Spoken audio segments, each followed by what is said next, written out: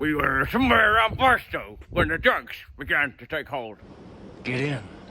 I don't know why I've gone all Fear and Loathing, but basically Lyndon lent me this hat and he said it looked a little bit like Fear and Loathing in Las Vegas. So I thought I'd see if I could go a bit Fear and Loathing, but I've got no glasses and there's no cigarettes, so I can't do full Johnny Depp, but I've got a drill bit. Anyway, today's the day. That is the Celica. It is off down to Paul.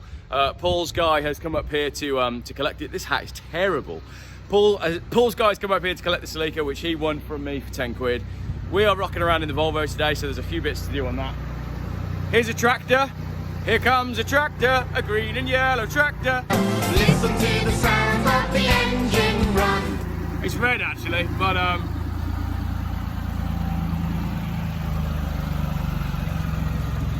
sort of adds to the effect. Are you photographing my lots, young man?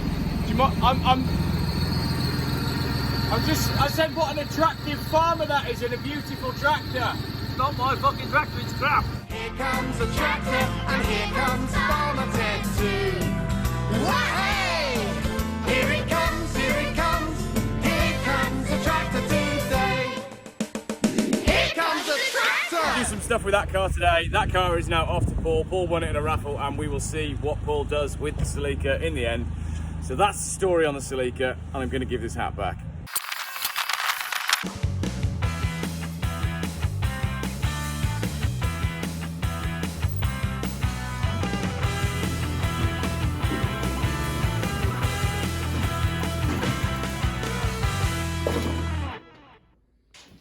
Right then, so I guess this is going to be part 4 or 5 or 6. I'm not sure where this is going to fall in the schedule, but Volvo's back here. There's still a list of things that need doing. So pen, paper, Volvo, list, and then we'll get cracking on the little bits and bobs that we've got. So I'm going to walk around the car and make a list. So the rear bumper's hanging off, and it's running slightly too low on the rear suspension. I did have an issue last night where the suspension basically fell apart on me, and I had a very late night, which is why I look so tired in today's videos. Just been out and about with the car this evening, doing a series of photos called racing cars in places where you don't normally see racing cars. So I've done a few. We've done a camping and caravaning site, we've done the kids park, done a few bits and bobs, and then I've finally pulled into the Priory in Malvern, which is absolutely beautiful. I don't know if you can see here. It's a good job it's beautiful and it's a nice spot, because as I pulled in to the Priory, you might notice it's looking a little bit low on the suspension there, and I'm fairly confident that that piece should be attached. So I can't exactly move the car at the moment. So now waiting for the RAC, and I've explained to them that it's a lowered car and it's front wheel drive and the back's screwed. So my first night with the Geoff wagon is not exactly going to plan. And then other than that, it's basically small things. It needs some brakes on the back. I'm trying to blag some brakes from Mintex. They have been back in touch, which is great. So today really it's, we're going to raise the suspension a little bit, see if there's something we can do about the bumper and fix the blowing exhaust, because there's a few bits that we basically were in a rush last time. So that's it today. Quite a boring video, I think. A few inches later. This is us now. We have adjusted the, what's this orange bit called? Top mount? The adjusty bit. The adjusty bit. Yeah, I like that. So we've adjusted the adjusty bit to try and give us a little bit more ride height, and then we'll drop the car down and see how that looks. Just in the meantime, I'm going to sort of clean up the mating face there where it meets. And you can see the problems that we've got at the back, which is why the bumper's not exactly sitting very nicely. My bumper bracket is basically rusted away, rusted to hell. So you can buy brackets, which I just looked at on eBay. So, I mean, that was the major concern here with this car. So that's next on the list, which is why if you see this car at a show, the bumper sits all wonky because there's lots of rust beneath it. So don't look at that, and don't mention the front wings. Everybody can please stop mentioning the holes in the front wings, because they've gone. So shut up about them. Actually looks pretty mean with a bit of rake on it, doesn't it? Here's a bit of rake. Basically, we've taken, we've lowered the, we've raised the suspension on the coilover to see how it sits, and we noticed that the left side was still sitting lower than the right side, despite the fact that we'd worked really hard to make sure it was even. Now we've taken the springs out, and you can see, if I put them here, the length of the problem.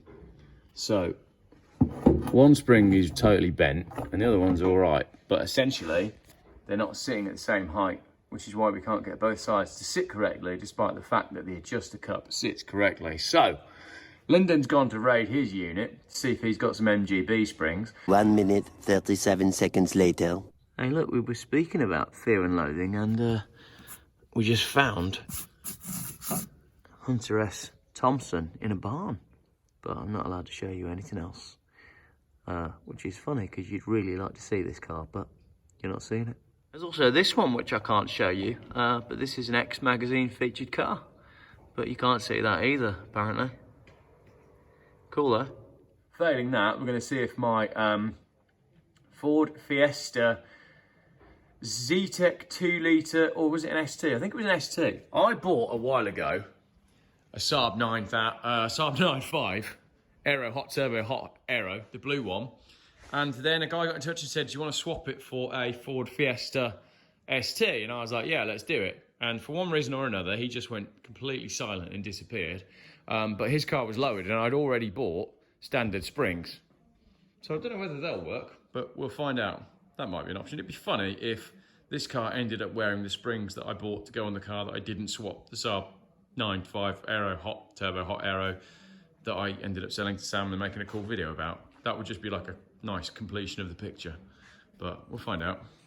11 minutes later. This is the spring that came off the Volvo. This is the stuff that I found in my shed. I think those are Volvo discs. That's a Volvo exhaust pipe. And these are some springs from a Ford Fiesta. So, let's see if that works. We will find out. And then I've got some BMW centre caps. Should we see if they'll go on my Volvo? Because they're centre caps that I've got. And they're basically the same colour. I don't know, this might work, it might not. No, too big. It was worth a try. A lot of boring math later.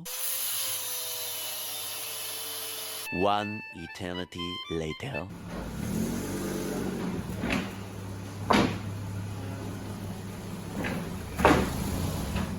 Right, so there we are.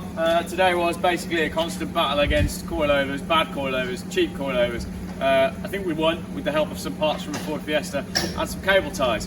But I think we'll be back here again, adjusting it again. We've done some more work on the exhaust, and that's it for now. I'm very late to collect my children. Mrs. Geoff is very annoyed, but it does look better and it should drive a bit better, so that'll do. Thanks, Lyndon. Sorry. No, it's fine. So now my Volvo is part Volvo, part Morgan, part Mercedes-Benz SL, and now part Ford Fiesta ST. So long may that continue. It's like the Franken Volvo, but it's done. And the exhaust has been re-welded where it had unwelded itself because it was made of rusty Volvo parts. Thank you for watching my slowly unraveling day. I was just going to put my wipers on. Yep, that's a problem. They're trying to hump each other.